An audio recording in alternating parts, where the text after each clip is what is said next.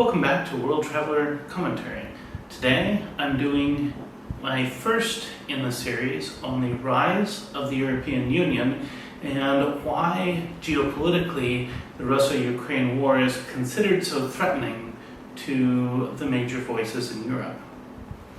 So, as I've mentioned before, my overall thesis is that we're usually constrained more by our own successes than by our own failures. And we'll see a lot of that in the series. In other words, what makes a particular course of action difficult in many cases is how it goes against things that have made us successful in the past more than the question of whether it repeats our failures or requires rebuilding certain things because we failed somewhere else. So this is a major theme here. Another major theme that will come out of this is that there are a couple of very specific aspects of the European project which place Europe in a very precarious spot in the world right now as we shift from a unipolar world to a multipolar world. The EU would like to be an independent political pole, but has effectively developed themselves in a way in which they can only really be an extension of one or another great power. That will become a larger theme as we get into the present and the future. So, how did all this come about? Well, our story actually goes back to the 1920s. And in the 1920s, Europe was recovering from the war to end all wars, namely World War I. And World War I had brought just terrible, terrible destruction on many parts of Europe. And so the French had proposed the idea of moving Europe from being a series of independent countries towards being a federation. Now, I'm not saying United States of Europe, that's a politically loaded term, and it doesn't really apply here. But the goal stated by the French had been a federated Europe in a way that would help prevent a war like World War I. For one reason or another, maybe it was that people thought Germany was permanently bound by the limits of the Versailles Treaty, or maybe it's because Germany was looking for a way of evening the score at some point. By the way, if you want an interesting take on that, I'd recommend reading Karl Dennetz's 10 Years and 20 Days, which is a memoir of World War II from the perspective of the architect of the U-boat war, who later took over the entire Kriegsmarine and even negotiated or headed Germany during the final defeat of the Third Reich. It's a very interesting book because Dennetz talks at some length about the fact that before the war, the primary question he usually got was whether Germany would ever have a major army again. So that may have also played a role. At any rate, nothing happened from this, and then came the 1930s, and the abject failure of liberalism became apparent to many, but instead of turning towards more radical solutions which could address the fundamental problems of liberalism, fascism resulted instead, which, as I've said elsewhere, is a relatively minor evolution on liberalism, which leaves liberal theories of state intact, just repurposes them for a different approach. So fascism then led to World War II, which brought another wave of terrible devastation on Europe. And after World War II, this concept of trying to prevent another world war suddenly achieved a much greater sense of urgency, simply because, now this idea hadn't been pushed and now it was being pushed. Now, three institutions came out of World War II from this perspective. The first was that the Western alliance against Germany became NATO, opposed to the Eastern alliance against Germany, which became the Warsaw Pact.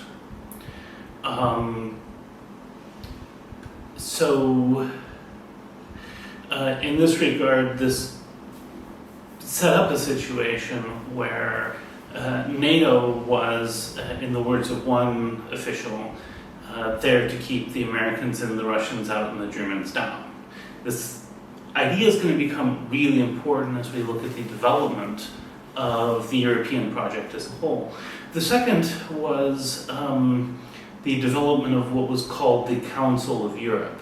Now, the Council of Europe was a purely advisory body. It consisted of the ministers of many European countries that would, foreign ministers of many European countries that would basically come together and provide advice on dealing with common problems.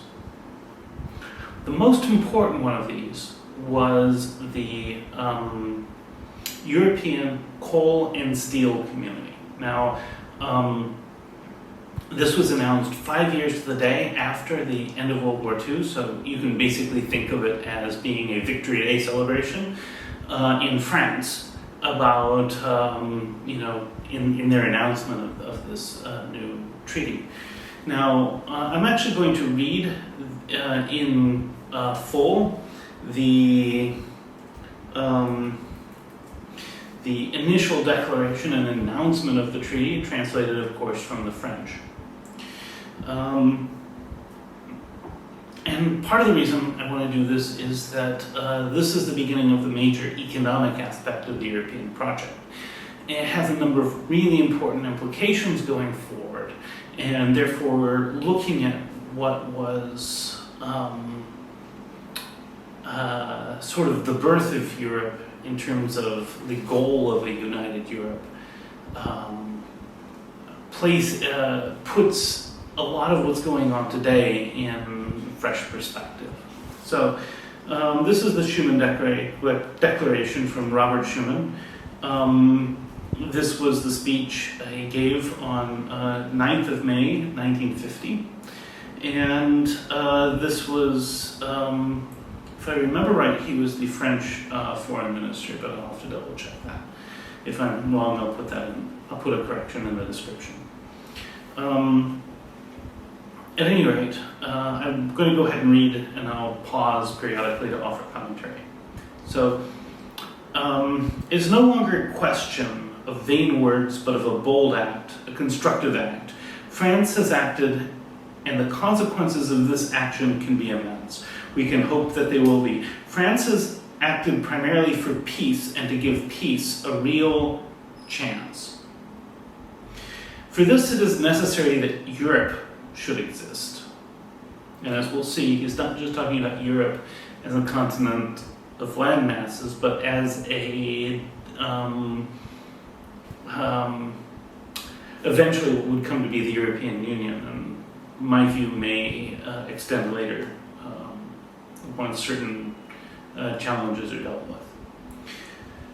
5 years, almost to the day, after the unconditional surrender of Germany, France is accomplishing this first decisive action for European construction and is associating Germany with this.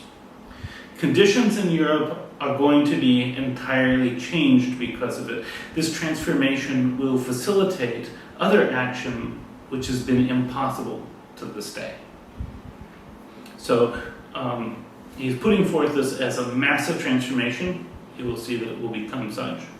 And also, again, as the framework for a peace, and in particular, a Franco-German peace. Remember that both world wars saw, as a major aspect to it, France-Germany tension. He goes on to say, Europe will be born from this, a Europe which is solidly united and constructed around a strong framework. It will be a Europe where the standard of living will rise by grouping together production and expanding markets, thus encouraging the lowering of prices. Now, so in this regard, I believe that he's putting economics as the primary driving force, but as we'll see, there's a lot more to this. In this Europe, the Ruhr, the Saar, and the French industrial basins will work together towards common goals, and their progress will be followed by observers from the United Nations. All Europeans without distinction, east or west, in all overseas territories, especially Africa, which awaits development and prosperity from this old continent, will gain benefits from their labor of peace. Now, this is actually a really important part to this, because it also addresses one of the things I haven't talked about yet here, which is that a whole lot of countries of the world, including Africa, obtained their independence following World War II. And the major reason was World War II so thoroughly destroyed Europe that the whole concept of being able to hold and enforce colonialism just didn't work anymore. We saw many wars of liberation, but the fact of the matter was that European powers were so depleted by the war that they really couldn't fight them, and at least not well enough to actually win. This happened in Indonesia, for example, happened in Indochina, resulted in the Vietnam War. But this also very clearly says that European powers, in collaborating in this new European community, which would later become the European community, are not giving up their colonial aspirations, but rather trying to make peace with their neighbors. This becomes really important today when we look at the geopolitics of the European Union. So now he goes to say, world peace cannot be safeguarded if constructive efforts are not made commensurate with the dangers that threaten it. An organized and revitalized Europe can make a contribution to civilization which is indispensable for maintaining such peaceful relations. France has always held that peace is her main aim, and taking upon herself this role for more than 20 years of championing a united Europe. That European task was not achieved, and we had war. So here he's going back to the 1920s and the fact that nothing was done, and that because nothing was done, World War II happened. Therefore, he's seeing World War II as a failure of Europe to unite in solidarity with each other.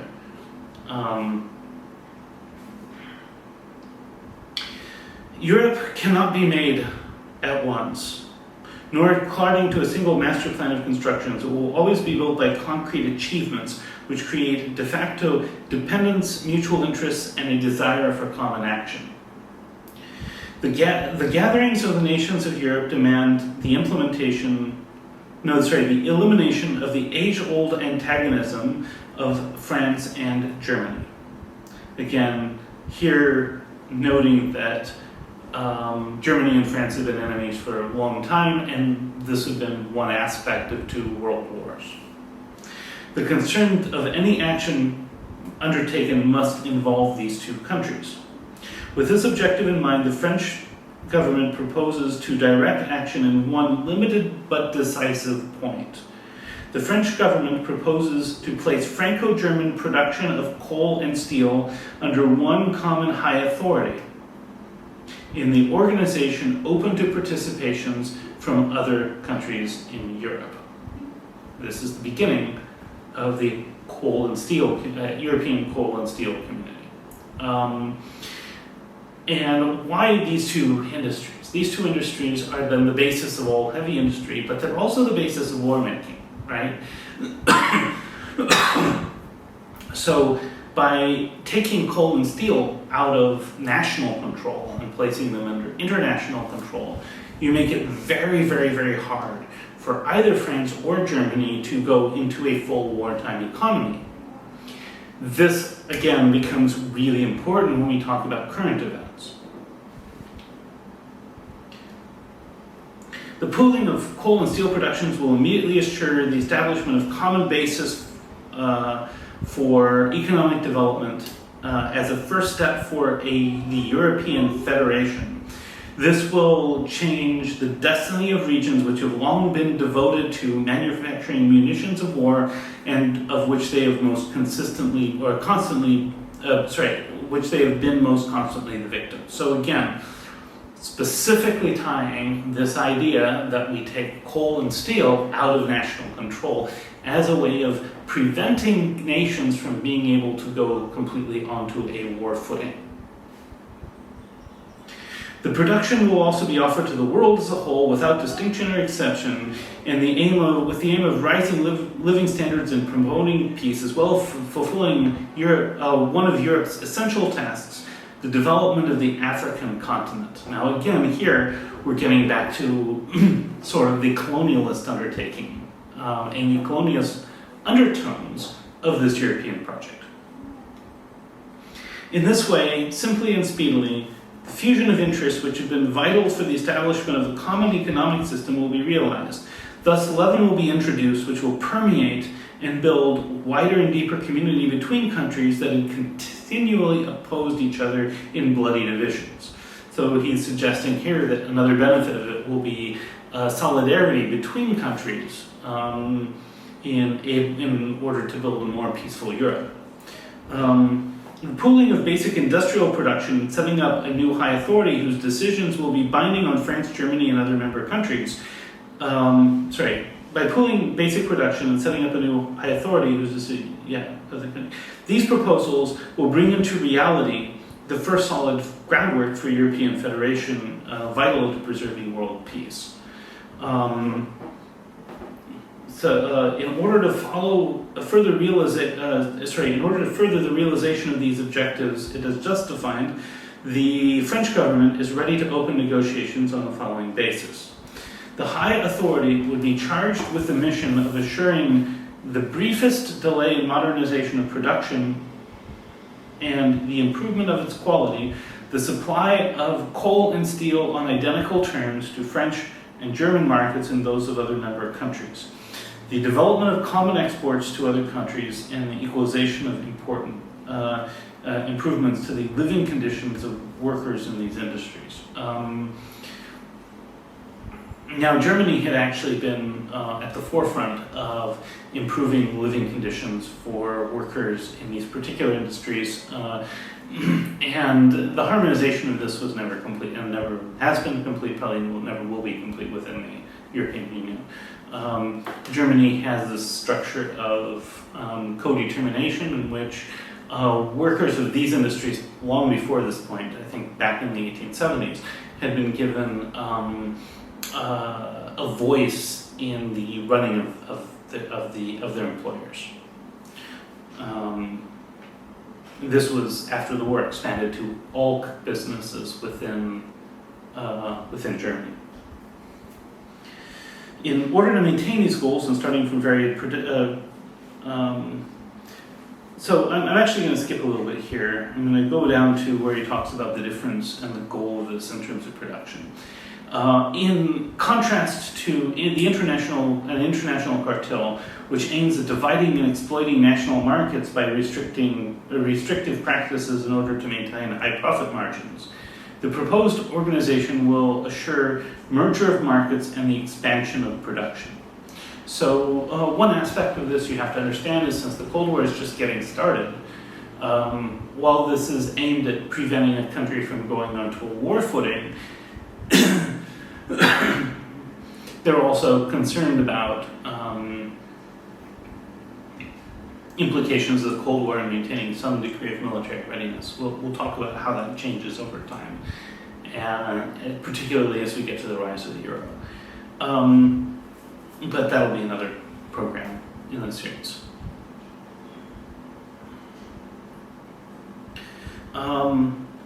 So basically from that point, what happens is the European coal and steel community is formed. And the major effect of the European coal and steel community, which originally included Germany and France, as well as Italy and the Benelux countries, was basically to form a core around which this larger European project, both of colonialism and peace within Europe, would be orchestrated. Now, it's worth noting here that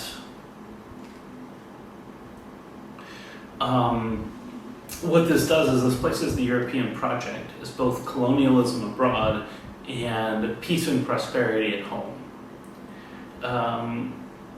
And a key aspect of this that I think that people need to understand is that a lot of issues like colonialism look very different depending upon what your relation is to it, right?